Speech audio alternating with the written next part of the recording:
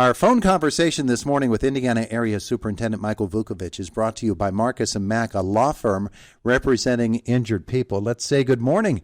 How are you today, and what's the first couple of days of, the first day of school is coming up on Monday, isn't it? It is. Well, good morning to you, my friend. We're excited to welcome our kids back.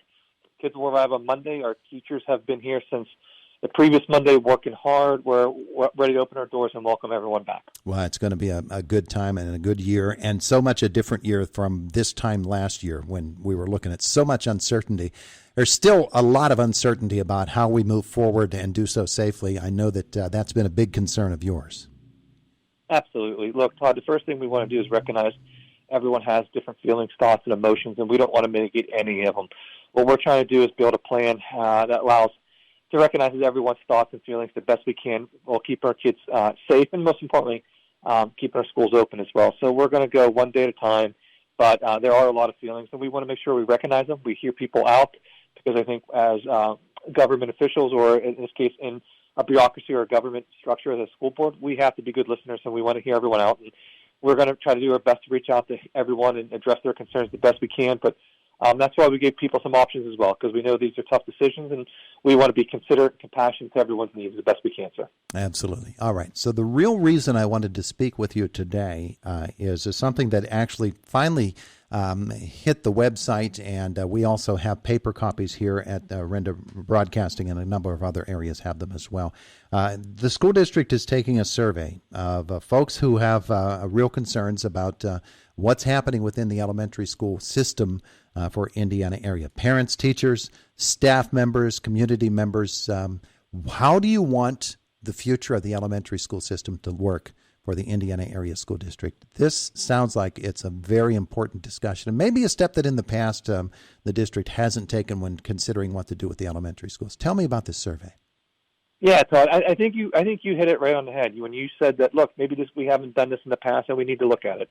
I got to give all the credit to the board of directors. This is something they value as far as let's make sure we reach out to the community. Let's make sure we get a wide sampling of ideas, and let's make sure people understand the process and have a way to voice in the process. Now, it's only one piece of the puzzle, right, the community input, but I have to give all the credit to the board by saying, look, we want to hear from you. We want your opinion, and we want to hear from it. So it's a way for us to collect data. It's a way for us to look at the data and help inform their decision-making. I think it's a prudent process. I think it makes sense, and I think it shows the board's commitment to involving the community in some of these decisions, as well as the idea and the value of surrounding transparency. So I think it's a step in the right direction. I'm hopeful it'll give us a lot of information to guide our decision-making as we move forward. I think one of the most interesting things about the survey is the way that it is structured. It gives 4 options to consider. It asks that even if you have a preference, that you consider all of the options and rate them as to whether you strongly disagree with the principal, all the way down to I don't have enough to have an opinion, I strongly agree, strongly disagree, I'm neutral on it. You ask people to consider all 4 options, and then, having considered them and looked at what each offers, to rate them as to what their preference would be. That aspect of looking at all of the options before you actually rate them, I think is a pretty important thing. I do. I think it's only wise and it's prudent to make sure people go slow to go fast, look at the options. We whittled them down from 10. We started with 10. The board had discussion on those 10 and said, look, these are the 4 I'm curious about. These are the 4 I'd like to know more about, so let's get some public input. And we're asking the public to do the same thing. Take a minute to look at the situation, digest it, and then look at the options they think makes the most sense, and then rank them. Because, we have to understand, we may not be able to get everything done, or we may not be able to meet everyone's needs, but I think it's important to rank them so we can try to feel what people think is a good fit for us here at the district. So I'm appreciative of our families and our community members for taking the time to do the survey. It's important data that we're collecting, and I can't wait to see all the data once it's all done. With the Eisenhower situation, 3 of the 4 options do include closing an elementary building, and the other one is basically staying with the current configuration. I would not guess that the Eisenhower situation figures into the way that those closing an elementary consideration would work out, right? That really doesn't have anything to do with the option about closing an elementary building.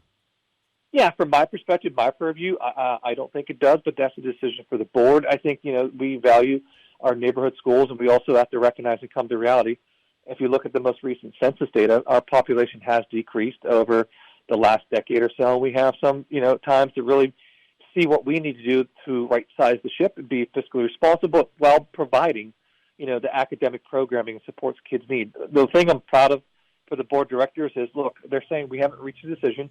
We're going to look at all options, but we're going to do one step at a time, and academics is going to lead our discussion. So I'm proud of them for at least being upfront and honest about how they want to operate this difficult and tough conversation. All right, so where does it go once the surveys are in and the results are tabulated? What happens then? I think what we're going to do is at the Buildings and Grounds meeting in September, we're going to look at that and really debrief on the options. We're going to have some discussions outlining what they could look like for the district, and then present that data to the board to continue the conversation. So we have by the end of the day today, I'm hopeful, Todd, I could spell out the time frame and place it on our website so the community could see what the next steps are, because I think that's important that people understand the process we're trying to run with, and then make sure people are aware of it. So we're going to go slow to go fast. In September, I think 20th or 16th, I can't remember the next date of the Buildings and Grounds Committee, but we're just going to have an open dialogue about, okay, here's what the community input says, and then let's spell out some of the big ideas, obstacles, pros, and cons surrounding these four options. Because I think we, again, little by little, we want to eat away at this apple and make sure people understand what the challenges we're facing and the obstacles we may face by the decisions we make. So we are going to go slow to go fast, and we're going to make sure it's transparent and open to everyone, so people have a say in the process. We think that's important. Now, we recognize it's the board of directors' ultimate decision, but we want to make sure this process is done transparently. Because as you said earlier, maybe that wasn't done, and that may have caused some issues. And I wasn't here, so I can't speak to that. But I know this: this board values doing it the right way, and they believe that this is the right way to do it. And hopefully, so far, it seems to be. Indiana Area Superintendent Michael Vuckovich is with us this morning. With that meeting coming up in the middle of September, that means that you want people to get this survey and fill it out as quickly as possible. There is a deadline for getting it back, right? Yeah, there's a deadline which is enumerated on the survey itself. We also made it available electronically via our website, but we also, like you said, dropped off some hard copies at various locations. We communicate that with our stakeholders.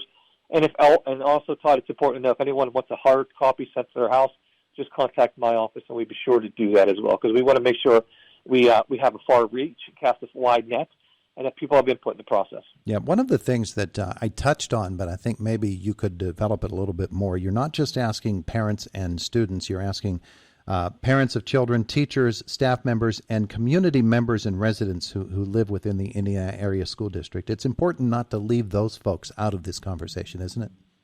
Yeah, Todd, you're absolutely right. We recognize we have multiple stakeholders. We have parents, we have grandparents, retirees, we have businesses, we have community leaders. So we also are sending out a survey to some of our community leaders and business leaders as well, because we want to gather and capture as much data as possible, because our decisions could impact different stakeholders in different ways. So we want to be cognizant of that and take that into consideration when we go through our decision-making process to the best we can.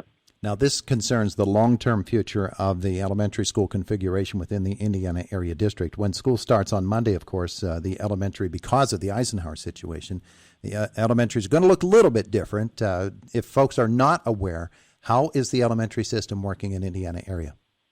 Yeah, thank you, Todd. Thanks for the opportunity to clarify that. What we're doing right now is we essentially moved Eisenhower grades 4 and 5 to the junior high. Everything else will stay status quo, stay the same, but we have moved our 4th and 5th graders to the junior high in order for this year as we go through our decision-making process, as well as get the building up to speed and get it clean and get it ready. So we have the opportunity and fortunate blessings to be able to have space for them there, so we're going to capitalize on that and make sure we're ready to go. Bus is rolling on Monday, and we'll get more information about this survey and learn about its results and everything else. Michael Vuckovich, thank you so much for being with us, and wish you the best for the start of the school year. And likewise, Todd, I always appreciate it. Thank you for the opportunity to be on part of the show. Have a great day. You too. Bye. It is the voice of Indiana County, WCCS 101.1 FM and AM.